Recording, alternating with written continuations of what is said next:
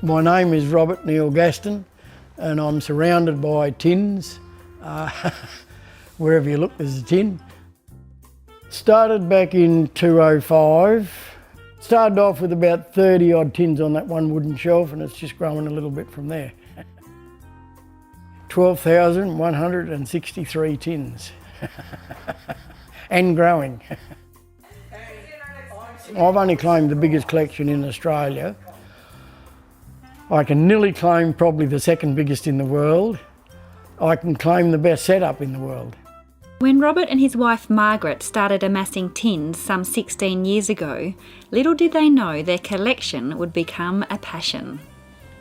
They soon came to realise it wasn't just about the tins, but about the stories the tins could tell. Well, the oldest one I've got is probably King Louis XVI, and that goes back to about 1635 sort of thing. So what's a tin like that worth? I go back to 1820 with one. I've got one there that's 1832. This is Queen Victoria, that's 151 years old. So people are not going to see these sort of tins. And that's one reason I really want this collection to stay together. You could come along and say, oh, but my grandma used to have a tin like that and I was only allowed to have a biscuit when she said I could and all this sort of thing. And it brings back memories to people. And the younger people today, kids and that, are never ever going to see half of these tins. All the money that I raise here goes to the Heart Foundation.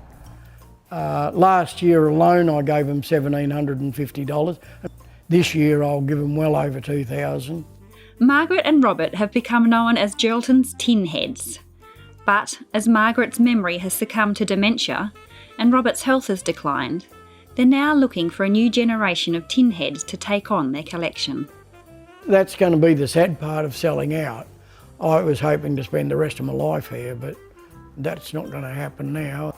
I would love to know that it was going to be in good hands so that it will carry on. Because I would love to be able to come back myself in a few years' time and have a look at it again.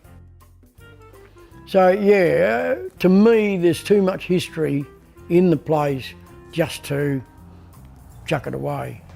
And it should mean a lot to the people of Geraldton that there's something in Geraldton that you won't find anywhere else in Australia. And literally, even if you go overseas, you're going to be battling to find something as unique as what this collection is.